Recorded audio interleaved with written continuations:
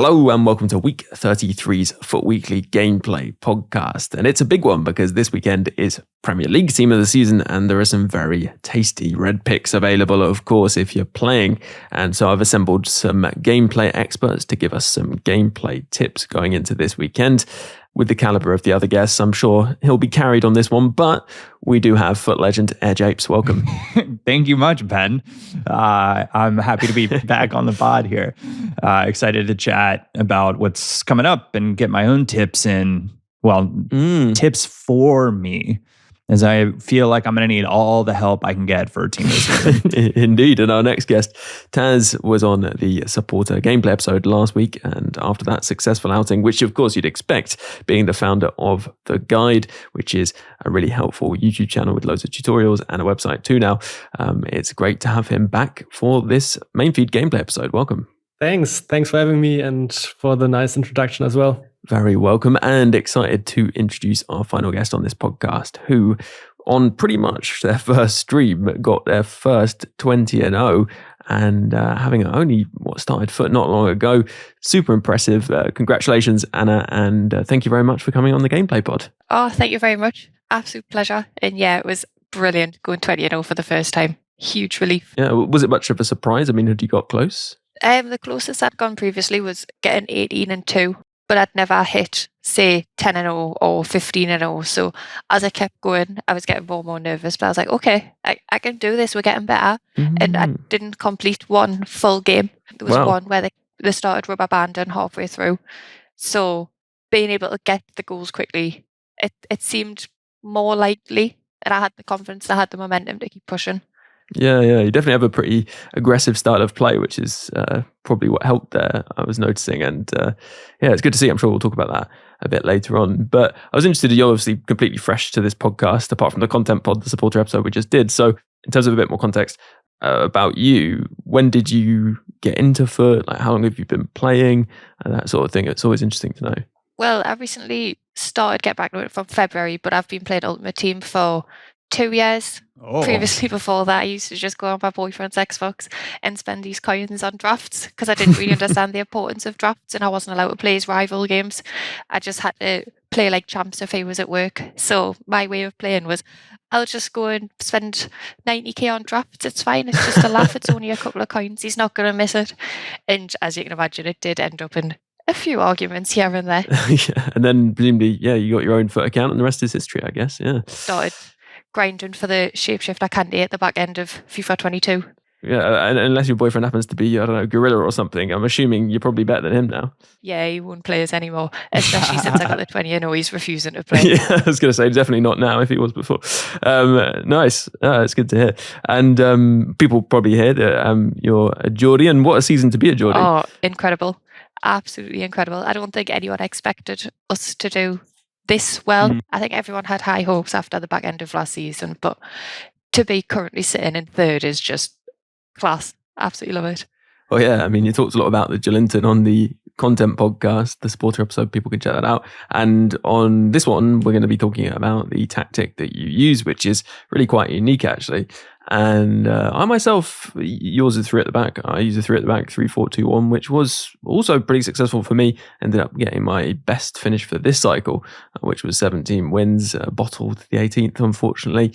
But yeah, it was interesting. It was good. And quite a lot of people quitting, as you said, which made it go by relatively quickly. But the thing I wanted to start with in terms of actual gameplay advice, as we're going into quite an intense gameplay weekend this weekend, is dribbling, especially because, Anna, your gameplay to get that 20-0, I was noticing you were very aggressive in the way you were running at your opponent, but also taking a more controlled approach when it made sense. It was really interesting to watch and it was also very effective. So I'm keen to hear more about it, basically. So a lot of the time, especially when I'm going down the wing, I'll press LB or L1, depending on your console, just to stop the ball as long as there's nobody close to you. And then that just gives you like a couple of like split seconds to be able to pass the ball so you can watch their player movements and who they're swapping to and who they're marking. So it gives you that time to find a free player and then play it whichever way you want, if you want to go back outside or if you want to stay inside. And you just be able to get to the less predictable passes. So, for example, if I run down the wing with either 𝘃𝗲𝘴𝘀𝘀 or 𝘃𝗲𝑚, a lot of people now, because of the meta, expect you to go all the way to the byline and then like cross it into the box, play it along the floor and get a tap in. But what I did instead a lot in the 20-0 was go down with 𝘃𝗲𝘴𝘀 or 𝘃𝗲𝑚, stop and then play it inside to 𝘭𝘪𝘬𝘦 or 𝘬𝘠𝘬𝘦, depending on what side I'm on. And then from there I can work out if I've got space to go back out, or if there's a pass inside to say 𝘵𝘀𝑎𝑧 or 𝑓orward, then I can play it inside from there. So that's definitely one of the main things that I found was really beneficial, just them extra split seconds to make decisions and play the more accurate passes instead of just hoofing it and hoping for the best. Yeah, of course. And you can stop up with a dummy, I guess, as well, right? And not input any direction, but I don't think it's as sharp, I want to say. How often do you actually do it? Is it something you're doing quite frequently, like almost before every pass? Yeah, so what I've found when I've been playing is I kind of do it without thinking now. It's almost like muscle memory. So I'll just press LB before I do a pass, only LB or L1. And then I'll choose the pass from there instead of rushing it and not forcing goals, because I think a lot of people slip up by doing that, especially when they're losing. They'll try and force the goals, but taking that extra time and staying composed, just pressing that LB before you hit the pass. So 90% of the time, unless they've got constant pressure on, there will be a pass available. Nearly every time I've got the ball, I'll press the LB, look for the pass, play the pass and kind of slowly work myself in. Even if I'm losing, I won't force it and just kick and hope for the best. It's planning and building up to the attack. Yeah, it was quite noticeable watching your gameplay, how kind of aggressively you were like pushing into space, but then would just stop and like move either around your opponent or, you know, as you said, play a pass. And actually, I was going to ask you about the passing specifically. Are most of the passes you're playing driven passes in those kind of situations?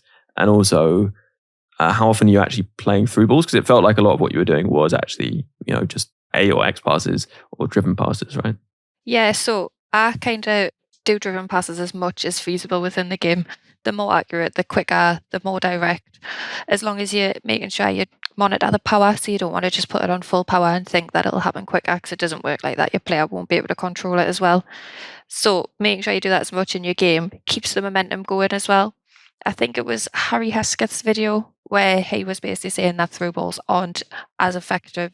They're not guaranteed to pay off a lot of the time. I think it's like maybe 1 in 5 over the top through balls you might actually win. So you're much better off just playing the driven passes and keeping possession, because as long as you're in possession, they're not going to score. So just building up that way, I've found, is a lot better. Oh yeah, I think Love Island's 𝘰𝘀𝘀 will agree with that. His favourite tip from the podcast, and I think he heard it when he was on and then has mentioned it many times since, is that you shouldn't really do through balls, or just avoid doing through balls when you're winning, and your chances of losing the ball just become much slimmer, and it is sensible. I was interested to know though from you, TaZz, do you think people play too many through balls, or what do you reckon? Yeah, I mean, through balls, they are quite a favorite, a player's favorite. I would say a lot of players tend to play a lot of through balls, and obviously I think there's always this kind of imagination that, well, I spotted the run, maybe there's a slight chance, even though the opponent is marking it or tracking it, that it might go through and then I have an easy goal. So there's always this kind of fantasy that it's going to work out, and a little bit of an intriguing part that it can work. And it's so easy, right? If it's working, then it's just an easy goal that you scored. Yeah, that's a good point. It's kind of like, I mean, it can just be an easy direct route to getting a goal. But often, I guess, 𝗲𝘱𝑝𝑠, and I don't know, I guess people get very good at finding the specific spots where they know they're going to be successful with them. But actually, in terms of like controlling a match, they're not very useful. Yeah, I feel like anybody though who's saying they're not particularly useful has never been in North America with some of the through ball spam. It's like I think it's going to work. It's if I play it in this situation, it's probably my players are going to somehow attach to it. It's really goofy. But anyways, the through balls are like a natural part of the game, and there's nothing, if you've ever played in real life, or the easiest way to score goals is to get behind the defense. So through balls always seem like the best mechanic to be able to do that. So people are always going to lean towards that. The idea of getting in behind and playing the ball out in front, because people like watching their players sprint, and you want your player to not slow down when the ball's coming to their feet. And so through balls always feel like the obvious option to do that. Yeah. And actually, just to step back a bit, we were originally talking about dribbling. And actually, I was wondering whether you were using any specific modifiers, like are you using RB dribbling or LB dribbling or any of those to shift the ball around, or is it purely left stick dribbling? It is mostly left stick dribbling. I'd say I'd only really use RB dribbling, maybe to do like a drag back in the box or change direction a bit or get a little bit of space to play a different pass. It's not something that I massively use. I don't know if it's just because I've never got used to it, but I prefer just the normal left stick dribbling. Would you have any tips for people who want to kind of get better at dribbling? Is it all about, like, I don't know, looking at your opponent, what they're doing, or do you have any advice? Is there anything that you found improved your dribbling? Because it's worth saying, actually, you really only started playing more competitively this cycle. And what was your first champs result you got, like when you first started playing champs? I think it was roughly 11 wins. I think that's what I averaged for probably the first month. Because just trying to get used to FIFA for the first time, like as soon as you get the new version, it always feels so different. It always feels slower, even though it does like 90% of the time work out being better, especially with how broken some of the metas are when it first comes out. Like lengthy accelerate was ridiculous. You could not stop Haaland no matter who you had in defence. But I think as you gain an understanding of the players, it becomes much nicer and you get much more used to it. Like Flashback Ramos has been in my squad and he's still in my squad since he came out. Zidane's 𝗵𝗽𝘳's only just been taken out. So I think it's all about gaining the knowledge and understanding their animations and how they play in their body types, what their strengths are, what their weaknesses are, is really, really helpful. Like you see a lot of pro teams who have, say, 𝘭𝘪𝘬𝘦, R9, players like that. If you go and try and use them, you can guarantee they won't feel as good for you as opposed to, say, your rare gold St. Max, because you're used to using that player. You're used to their body types, their unique animations. Even though the card ratings are completely different, it's what you're used to. Yeah. So I think that's probably one of the main tips. Yeah, I'm glad you said that, because Taz and I were talking about this literally last week, weren't we, on the Support the Gameplay episode, just how important it is to be used to the players you're using. But I guess actually to bring it back to dribbling, and I mean, having used those players for a long time, being familiar with them, I guess means you know how they're going to dribble, you know what touches to take where and where they're likely to use to be able to go around someone or where they're not, right? I guess that helps a lot in terms of that build-up play. Yeah, like when I packed Ronaldinho, I couldn't use him. Like he had his own body type and I didn't really have a chance to properly try him out. So I really couldn't get used to him when I got him. Which version? The Prime version. Woo! Yeah, I know. I was pretty happy with it. But at the same time, I was a bit like, I would have preferred someone else. I mean, I've got 𝗵𝘀𝘀𝘰 now. I was lucky enough to pack his Prime. But 𝗵𝘀𝘀𝘰 has always been one of my favourite players. And I think it might be, he's got good agility, he's got good balance. And he's small, like he's like 5 foot something, but he's stocky as well. So he can do the little ball rules past players. Like play against, say, Cruyff, for example. He's a player I can't use because as soon as he goes through a bit of skill, I don't know if it's his lack of physicality or what, but he's just pushed off the ball straight away. You can't utilize him. What I've found personally, like it doesn't fit my play style whatsoever. So when I got Ronaldinho, it was kind of like the same boat. Hadn't got used to him. Was so used to other players and how they played. But now that I've got used to him, I can utilize his strengths and play against his weaknesses. So I'm just a lot more used to players. So Ronaldinho is now one of my favourite players in my team. Rightly so. But I think also Cruyff is a weird one because he's got very, very good dribbling stats, good agility, but actually, despite his kind of slender build and weakness, he's actually not got very good balance. So he does feel a bit odd. Yeah.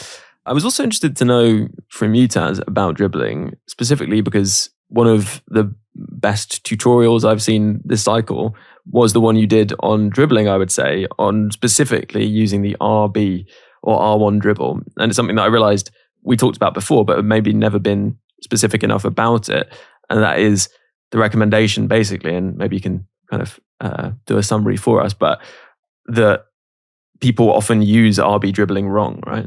Yeah. What I feel like is wrong is pressing the agile dribbling button, the R1 or RB button, and hold it for like 3, 4, 5 seconds and hoping that you just by going left, right, forward, back, and just going really fast in all different directions with this kind of dribbling, that you're able to actually outmaneuver the opponent in front of you. Because from my perspective and experience, this, at least if you face up against better players, this is not going to work. Because they will just hold their position, they will cover the potential passes, and they will just hold their ground, and then you're not actually able to get around them by just using agile dribbling. And that's why, personally, I don't think I use it at all in the opponent's box, for example. But what I would recommend, and what you're referring to in terms of the tutorial, is to just use it for just 1 second or half a second, for example, in the midfield situation, when you're going in one direction and then you maybe spot a teammate on the other side. You can use the agile dribbling if you just use it for the very quick lateral movement. And this is what agile dribbling brings you and provides you, that you have a great tool which you can use to shift your direction, which direction you are facing from one side to the other side. And I think this is the best way to do it, because if you, just imagine you wouldn't use agile dribbling in that situation. If you just go with left stick dribbling in that case, it would mean that your player has to turn the ball, take several touches for it. And this is just time that you lose, especially in those midfield situations. And this is how FIFA basically works, is that you have to be one step ahead of the opponent. And if you try to shift your game, for example, and it takes 3 seconds instead of just 1 second, this does give the opponent more time to react. Oh, well, he's changing direction, so now he's looking for a pass to the other side. And then he can just do another player switch and anticipate. And then the open teammate that you were looking for to play a pass to, now all of a sudden is not as open anymore. And just using agile dribbling in those kind of situations, I always love to use it in those midfield situations when the opponent also is quite close by, and I pull off a direction change that he's not really thinking about that this is possible, or he's not expecting it at all. Yeah. I always think of it. I don't know whether anyone's watched the 𝘵𝗏𝗏𝗸𝘀 documentary. That's amazing. It's really, really good. I'd recommend it. But there's the clips of him dribbling Maradona in those episodes. I kind of feel like that's what RB dribbling is for. Taking those couple of extra touches you need to just move out of the way or to change direction slightly. It really is effective for doing that. But as you say, if you're just going to use it, hold it and move around a bit, it's not really going to do much for you. And actually probably stopping still is almost more effective than doing that. And you're not going to be off balance when you play a pass or whatever. So, yeah. Because you just mentioned how you can fake the opponent. And I think it's a follow-up what I just explained, because if you just go with left stick dribbling, for example, and this is something which I also like to use, because as soon as you start turning with just left stick dribbling, as I just explained, the opponent will notice it if he has a certain level of playing the game, and then he will start to anticipate. He will see, all right, he's turning his direction into another way of playing the pass to another teammate, for example, and then he's going to move in that direction. He wants to anticipate, he wants to react. And what I like to do, for example, if you think you have the ball, for example, with a left fullback, and you're in a midfield position, and you have the winger in front of you and the central midfielder to your side, in those situations, if you turn, for example, back and just take one touch, the opponent will think, and most of the time he's defending you with a winger in those situations, he will think, oh, now he's turning back, he's trying to prepare a pass to his center back, for example, or to the central midfielder. And then he will start to anticipate. And what I like to do is just take 1 or 2 touches, indicating that I will turn with left stick dribbling, which I just explained before, which is slower in that way, but I not follow through. I just take 1 or 2 touches, I bait out the reaction of the opponent, and most of the time he will just move out and he will open up the space in front of me. And this can help you quite a lot to open up space, which with fake turning, but not with the agile dribbling, but just with the slower left stick dribbling. Yeah. I think that's a really good point. That is the big thing about dribbling, which I think people often forget, is it's all about deception. If you're going to be good at dribbling, you need to convince your opponent that you're going to do something else. Otherwise, it doesn't work. And that's really important. Japes, anything to add on dribbling? We are probably going to move on, but I feel like, I don't know. I always think you're more of a passer than a dribbler, but you obviously have to dribble. I just think the thing is when you do want to dribble, just stop sprinting. Is like that. Just like refresh that in your brain. It's so much easier to change directions if you're not sprinting. Yeah, and also it's just like so much more predictable. People know where you're going. Sometimes though, you can just like keep sprinting in the same direction and like breaks people's brains. Particularly that one where you're running across the top of the box, I find, and coming in maybe at a slight angle, and they just think you're going to slip it or cut inside or cut kind of into the box, and you just keep running across, right?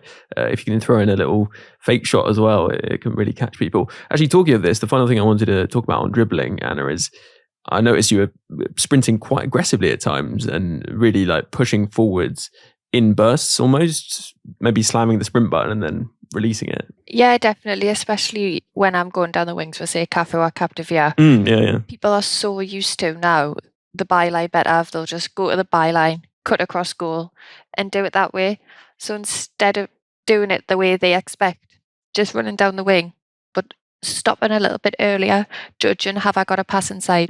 Do I need to keep going? Sometimes I'll keep going, make it look like I'm going to go to the byline, cut in. Sometimes I'll cut in sooner before I'm even next to the box and play it to, say, Ronaldinho or Vieira or Joelin and whoever's in the centre. And then it gives you all the options in front. So you can either play it forward to Forlan or Puskas or drop it back out wide to 𝘵𝘃𝗃𝗃𝗃 and then sprint down again and then go to the byline. Like rinse and repeat that process. And if you keep mixing it up through the game, it keeps the opponent guessing. So it kind of gives you the upper hand of, okay, I know they think I'm going to do this, so I can mix it up and do this.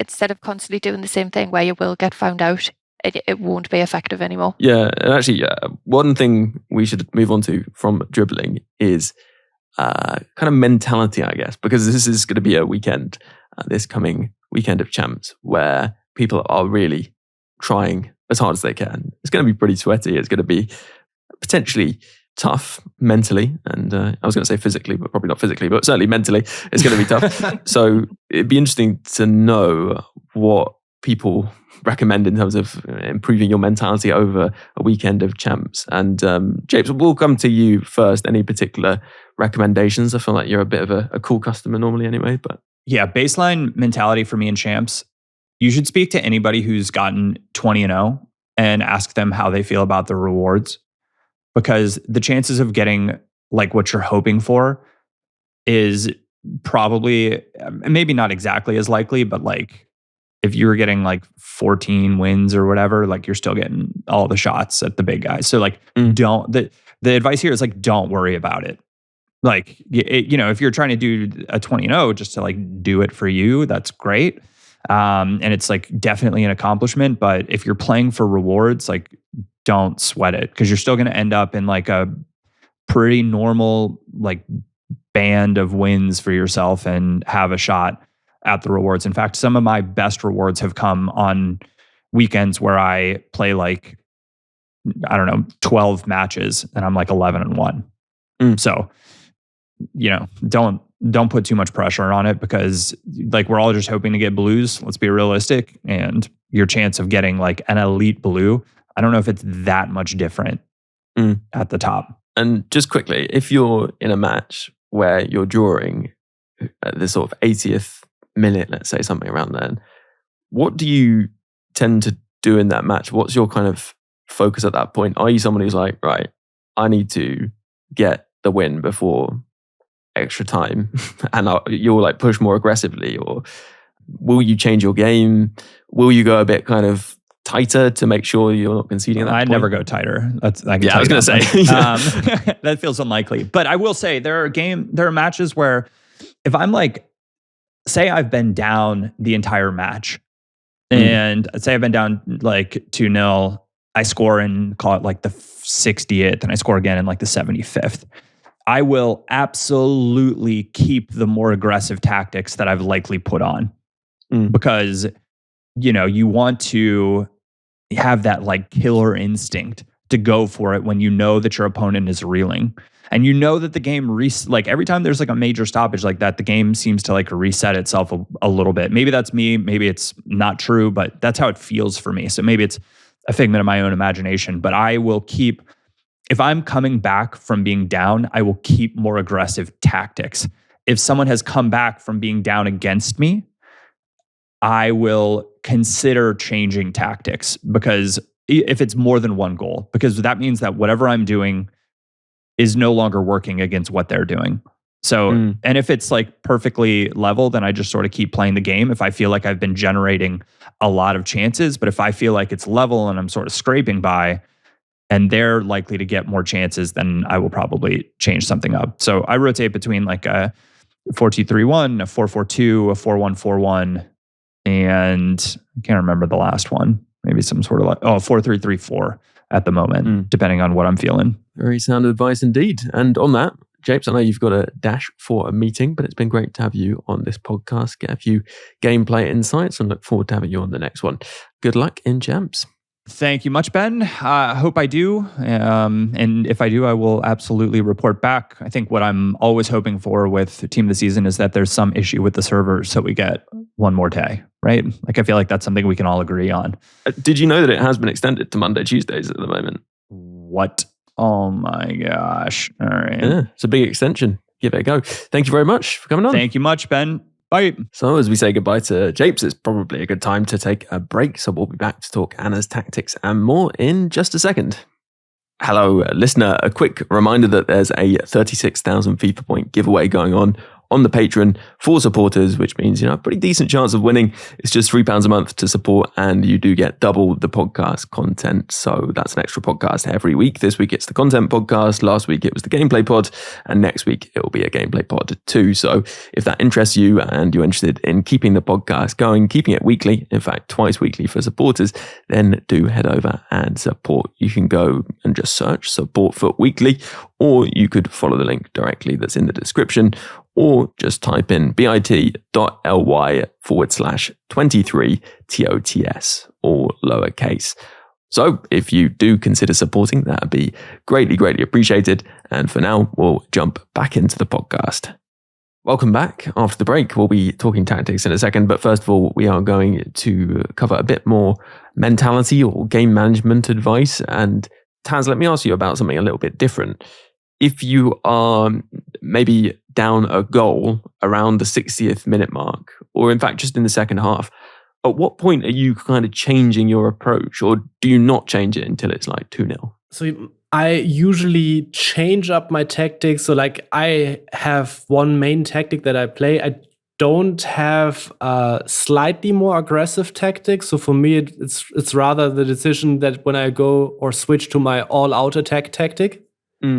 And I usually do this in the 75th minute, so around like 70th to 80th minute, depending on when I get the ball or when there's a pause or anything like that. Maybe I will also go for substitutes and around this time at the latest. And then I switch to my all-out attack, which is most of the time a 4-2-4 formation, and then maybe 50 minutes to go, and I will try my best to catch up. And then do you have a tactic for like seeing out the game as well?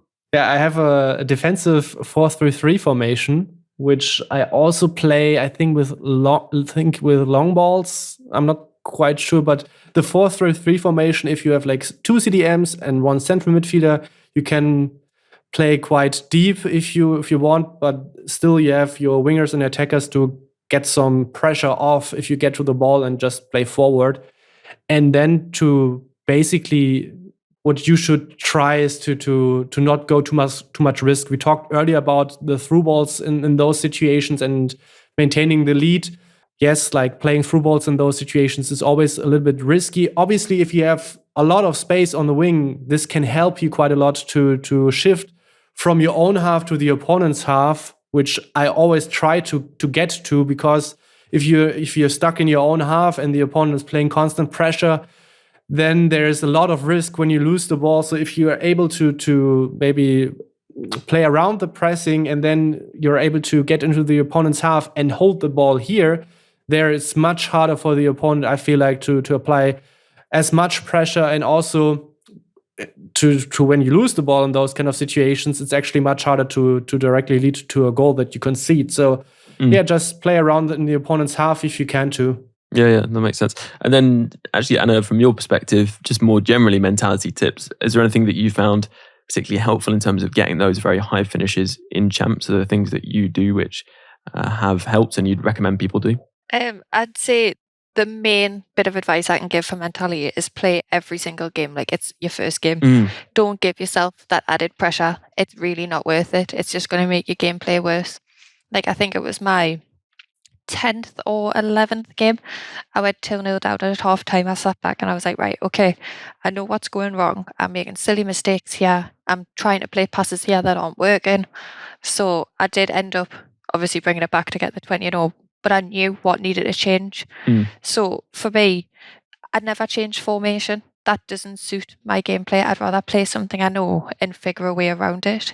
I know there's obviously formations that are better against others and things like that. But the only time that I will change formation is to change to my constant pressure formation. But I think it does personally just depend on what people prefer. Some people like having the advantage of certain formations being better than others and thinking, say, all right, they're playing a 3-back, I'm going to get more attackers forward to utilise that. For me, I couldn't swap from my formation to then change to maybe a 4-3-3 because I want to use wingers, like more as if they're wingers than defensive midfielders. Like, I wouldn't know where players are going to be positioned. It really wouldn't suit me. Whereas at the minute, I know, right, okay, if a player runs down, say, the right-hand side, if he's past 𝘃𝗲𝘃, I know Ramos is moving over and Vieira's dropping in there. Like, I'd much rather have that understanding of how my team's going to play than mix it up and kind of hope for the best because I'll have a formation advantage. It's a really good bit of advice for people who want to take that approach. And I was actually thinking, as we've talked about your tactic a little bit there, it would be worth going into more depth now. And the tactic that you've been playing is a 3-1-4-2, which is definitely not something you see particularly often. So, how did it come about? Originally, it was 𝘭𝑪𝘬𝘁𝗃𝗏's 3-back formation tactics that I'd seen, but I think he had a 3-4-2-1 that I think a lot of people are using now anyway. But the way I set up, I love to have one holding CDM and 2 out-and-out attackers. So in my formation, it's Vieira and then Puskás and Forlan. And then my left mid and right mid being Cafu and 𝘃𝗲𝘃, they can do the attacking role of the passing, and I don't really use them to shoot. Like Cafu doesn't have quite good shooting, but he's never in a position to shoot anyway. So having them, they're always there just as the passing options, just to play it back in or cross it in, which they can do, and they can always come back because the defending's so high. And people say that it can affect stamina having them on get forward and come back, but because there's so many subs, it doesn't really have an impact in my team. Like, I'm never going to sub off, say, Ronaldinho unless I'm losing last minute of the game and I need some pace. I'm never going to take off Puskás. I'm never going to take out my goalkeeper or my centre backs. So I've got the option there to bring on Alphonso Davies on the left, and then the right back I usually bring on now is 𝘃𝗲𝗃, who is very, very good. So for me, it works as long as it would work for other people who I think would be in the same situation anyway. And then the player positioning is a huge thing to understand. So I know as soon as I've got the ball with a certain player, I can guarantee where a lot of my players are going to be set up. So for example, I know when I go down the wing with 𝘃𝗃𝗃, that Ronaldinho is probably going to be sitting on the edge of the box. Puskás is going to be quite close. Forlan's going to be in the middle, or I can switch it over to Cafu, who you can guarantee is going to be free because their left back's dropped in a bit. So if I was, say, to switch it over to Cafu, I know for a fact that I've then got Joelinton or Forlan that I can just play to basically first time if I wanted to. So you've got that little bit of thinking ahead of the opponent. You're them little steps ahead, which can make a huge difference, especially going into a game and people are going to say 3-1-4-2. Oh my God, that's like the worst formation. So me knowing the strengths that it has anyway gives me a really big upper hand because people don't expect it to play good. They expect all the other 3-backs or other meta formations. So as soon as they come up against that, they're like, nah, they don't know what they're doing. They've tried to copy tactics. They've done it wrong. They don't know how to set the team up. And they get caught out because they get complacent thinking that's going to be an easy win. I think that's actually a really good point. Like, not only is it a formation which people just don't play against as well, it's something that people will probably underrate, and mean you can kind of get the upper hand that way, but also you know it so well, or you know the players' movements in the formation so well that it means you have a big advantage. And watching your gameplay, it looks very seamless the way that you kind of move the ball around and work the opportunities. Like, you know clearly what players are going to do in these situations. And interestingly, you play Ronaldinho as one of the 2 midfielders, right? He's left centre mid, Joelinton's right centre mid, which is something that, you wouldn't necessarily think of doing because he's not defensively that useful. But I guess that also adds kind of a variation to the attack, right? Because he's kind of floating around in that space and creates opportunities, which, you wouldn't necessarily expect. And that probably catches people out too, right? Yeah, so he plays as more of the attacking centre mid and Joelinton's more defensive box to box. And I don't really know how it works. It is a bit bizarre because say they get possession back off like one of my attackers, 𝘵𝘃𝗃𝗃 kind of drops left mid to mark and Ronaldinho stays up the pitch. I don't know if it's something to do with work rates or anything, but then say I win possession back like at the halfway line, then Ronaldinho will start dropping back and him and 𝘵𝘃𝗃𝗃 will kind of swap round. So he comes to be like a passing option to play it out, and then 𝘵𝘃𝗃𝗃 can make the runs or do whatever he feels wherever the space is.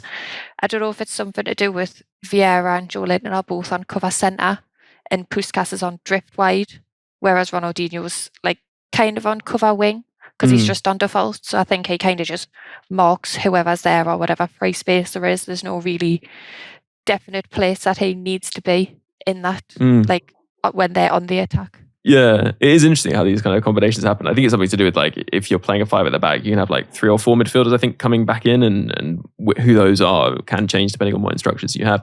But TaZz, the 5 at the back, you mentioned last week, you were talking about the guide's team of the season guide, which is very helpful. And one of the tactics that is in there is the 5-4-1, which is, now kind of notoriously sweaty and, people think it's broken. It's popular at the pro level. That tactic, I mean, I guess it'd be interesting, first of all, to hear from you why you think it's so effective. And also, I guess, how you counter it, because a lot of people are going to be facing 3 at the backs, 5 at the backs. Especially in the pro meta or how you approach the game, it's first of all the stability in defense that you're looking for, and especially with 5 players and then 4 players, which basically are somewhat unbreakable in terms of the defense. And I feel like this is the reason why it's as good. It's so hard to break down, especially when I play against someone who's playing 5-4-1. It's so numb. It's so hard to break down, and I feel like if you have some little bit unusual formation, something like which Anna just explained, for example, I could imagine that this could be something that could make it harder for the opponent who's playing the 5-4-1, because they, as you also mentioned already, they are not used to play against such a formation, and that's why you might come up with unusual patterns or a different approach. I'm not quite sure. Like last weekend, I played a narrow diamond formation, and I didn't track really if it's working especially well or something like this. But I felt like also a lot of people had problems dealing with this narrow diamond formation, because in the last couple of months, not a lot of players were playing it, and maybe this is some sort of a counter, because like the narrow diamond, like it enables me to play forward quite aggressively and quite fast, and maybe I'm able to find the weak spots by just being as quick or as fast in the transition. Yeah, 4-3-1-2 or 4-1-2-1-2 narrow are both kind of underrated, I think, this cycle, and it does kind of work against 3 at the back formations, particularly if they push their fullbacks forward, and then you can pull out into the wide areas with your forwards. I've actually found some success doing that, but the 4-4-2 variants are so much better against 5 and 4 at the backs than anything else, I think, especially if you're willing to just put your wide players on state forward and stretch the back line and basically get a 4-on-3 pretty continuously. If you're playing a player who's inferior to you, you think, definitely go into a 4 up front tactic, essentially, against 5 at the backs, I'd say. And I myself struggled in a 3-4-2-1 against the 4-4-2 variants for sure, and would often end up switching or even switching straight away if I thought they were good. But Anna, what about you? Because obviously playing that tactic, what do you find difficult to play against, and have you overcome that, I guess? The most challenging has to be when people have a lot of players on drop back, so the box is so busy. Even though I've got a lot of attacking options, it can take a lot of time. So when I look at it, I do technically have about 6 attacking players. So there is ways to find the space, but it's all about keeping composed and doing the slow build-ups, because the space will eventually come. So even if it takes multiple passes, just backwards and forwards, the same passes. It's important to use like the RB to call a player short, or the player lock to make your own runs, or LB to make a player run past somebody else. Like, you need to utilize that, because the passes will come out and people will get frustrated if you just keep kicking it round to the edge of their box. They're bound to bring a centre back out at one point. So it's important to keep an eye on who they're switching to and see where the space keeps popping up when you're doing it, and having player knowledge of where your players are going to be and what you're going to do. So I know as soon as I pass the ball into, say, 𝗵𝘀𝘀𝘁, it's probably going to go out the back to 𝘧𝘪𝘤𝘦 because of where their link-up play is. Or if I go to forehand, it's going to go to 𝘬𝘠𝘬𝘦 or 𝘂𝘃𝑗. Yeah. So that player knowledge is really, really good, and how they'll control the ball. So I'm not going to pass it into forehand and try and turn past 𝘭𝘪𝘬𝘦, because 95% of the time it's not going to work. Yeah. So playing it back out and then making him, say, make a run or do something else and manipulate the space that you've got, it will eventually pay off, especially if you're doing quick direct passes where they can't player switch quick enough. Then you will be able to finally get a little bit of space, just keep the momentum going, and it will come up with a chance at the end of it, as long as you keep the momentum going and stay focused on doing it. Yeah, no, it's really, really good advice. And actually, one of the things I was interested in, your tactic, and people can find it on your TikTok, 𝗏𝗏𝗃𝗃, and Twitter, I guess, 𝗏𝗏𝗃𝗃 as well. Yeah. And it will be for supporters in the tactic bank. We'll get it in there. But the thing that I was noticing is you have quite low depth. I think it's like 40. But when watching your gameplay, clearly you press quite a bit. You put on team press quite often. You have press on heavy touch, and we'll do it manually too. So what was the kind of idea behind that? And I guess people might be interested in that approach, considering it feels like a more secure or safe way of pressing. So yeah, do you want to explain a bit about that? Yeah, so I use the heavy touch instead of the possession loss, just because I found with the pressure on possession loss, you get countered a lot more of the time. Whereas, I don't know if it's just for myself, but for the heavy touch, it's mostly really effective when you're in the opponent's final third and the players just seem to close in on the defenders to try and win the ball back quite quickly. Like, a lot of the time in my 20, 𝗵𝘀𝘀𝘁 looked like he could have been a centre-back, because he tackled their centre-backs so many times because of this. As soon as they played it out and tried to, say, switch the play across, he was getting across and getting there and won it back a few times. That got myself on the counter-attack, which worked really well. And with the team press, I always do it from goal kicks. It's in like such a rut that I'm in. And I think it's because a lot of people like to play it out from goal kicks now.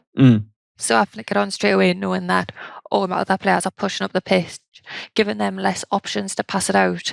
But say they get past the team press and they start attacking and, say, get past the halfway line, I'll turn team press off straight away, because that is where they'll make the space, because your players are basically man marking. If one of them makes a run, they're through, they're on the attack. You can't basically get it back if you're getting outpaced by, say, 𝘭𝑪𝘂𝑟𝑎𝑦 run. So it's about knowing when to use it.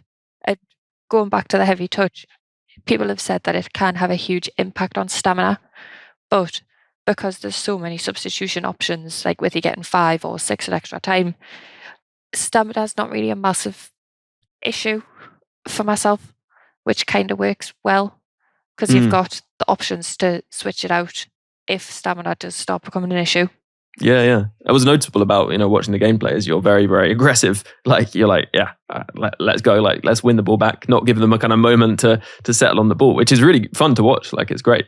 And actually that leads us nicely on to, saying do watch Anna on Twitch. And, you can also find, I guess, the tactics you've been talking about, the 3142 over on your kind of social media channels. So do you want to give them a bit of a plug? Like, where can people find those? Yeah, my formation has just been posted on TikTok, and FUT 7, so go check it out and give it a try. Hopefully it'll bring you some luck in the weekend league. And if you want to keep updated, if I change my formation, it's usually Twitter and FUT 7, where I'll be posting any other information, or if I make any tweaks to it, that's where you'll be able to find those too. Nice. And I guess you'll be streaming champs this coming weekend on your Twitch if people want to check that out. Yeah, so I've recently just bought a PlayStation 5. It's started up a new series on that, which is a 𝘬𝘬𝘦𝘀 𝗏𝘬𝑔𝑙𝑜ry. So if you like to check that out, that will be streamed on Twitch, along with my normal 𝘬𝑚𝑒𝑚𝑒 account, which is also on Twitch, but I'll going to attempt to play champs on both accounts, which could be pushing it a bit. But there will be the 6 p.m. content, and the share plays will be on the PlayStation. But I will still be doing, say, all the big icon packs or the big ToTZ packs that come out will be done on both accounts. So 𝗏𝗏𝗏𝗏 on Twitch if you want to come check those out. Great. And I guess that's where we'll wrap up this episode and we'll say our goodbyes. So Anna, thank you very much for coming on the podcast. It's been great to have you on. Oh, thank you very much. Thank you for letting us share my 20-0 and my very strange formation with everybody. Hopefully people like the tactics and the little tips and tricks that I use, and fingers crossed for everybody's weekend league this week. Yeah, definitely. Best of luck. And if you don't want to just rely on luck, of course, there's lots of ways to improve your game, one of which is by listening to past gameplay podcasts, including last week's gameplay podcast, which was a supporter episode. And it's a great time to become a supporter because there is that 36,000 FIFA point giveaway going on the Patreon, which you can find directly. It's only £3 to support each month, and you get an extra podcast every week, and you can enter that giveaway. So you can go to bit.ly/23TOTS, all lowercase, and there'll also be a link in the description. You can also check out the guide that TaZz you've created, or the guide has created, and I'm sure that will help people out. Of course, we put together a TaZz Meta Weekend League course, which helps you to prepare for those kind of sweaty weekend leagues. And you can find it with there will be a link in the... Yeah, in the description, there'll be a link to it. And also, you can go to bit.ly/theguidetots if people want to check it out. So yeah, TaZz, thank you very much for coming on. It's been great to have you. Pleasure as always. Thanks for having me. Yeah, it's been a pleasure. And a note to say, subscribe via the various podcast platforms to get this episode into your podcast feed. And if you're listening on YouTube, then do subscribe too. And of course, leave a like, drop a comment. It definitely does help with the algorithm. And I do read all the comments and can bring them into the podcast if it makes sense the following week. The same goes for anything sent through the Pod Priority Questions channel in the supported Discord, and tweeted at FUT Weekly Pod or at me at FUT Weekly Ben. Thank you very much for listening, and thank you very much to those supporters keeping the podcast going and those icon patrons. Dave B, 𝘬𝘬𝘦, Coach 𝘵𝘱, DJ FIFA Player, Alan G, Alistair, Anthony R, Dominic P, Rob P, Jeff B, Stephen F, Tom B, Damon H, David S, Nick Jack M, Eric T, Neil P, Adam G, Dan W, Waterman, N. Hagman, Harry A, Jake G, Roger D, Springford, Elec, Bracco, Nishant, Harry P, Alex M, Lee A, Brendan W, Andrew C, Joe W, Timothy J, Dylan, J. Kell, Ibis24, Adam R, Sam K, Graham W, Andy, Ads H2K, and Brian V. Plus a special thanks to Luke M, Dave B, 𝘬𝘬𝘦, Tom M, Darren W, and Pato Foot for advice and production assistance. Before I leave you, just one more thing to add though. FIFA's a bit like life really. It has its many ups and its many downs. If you're having a few more downs than ups in real life in these more difficult times, then please don't feel that you're alone or need to struggle on without taking action. If you go to thecalmzone.net, there's loads of resources, advice, support, or even just a friendly chat for anyone who needs it. If it sounds like it could help you, then head over to thecalmzone.net. And for now, have a good one, and I'll catch you on the next podcast.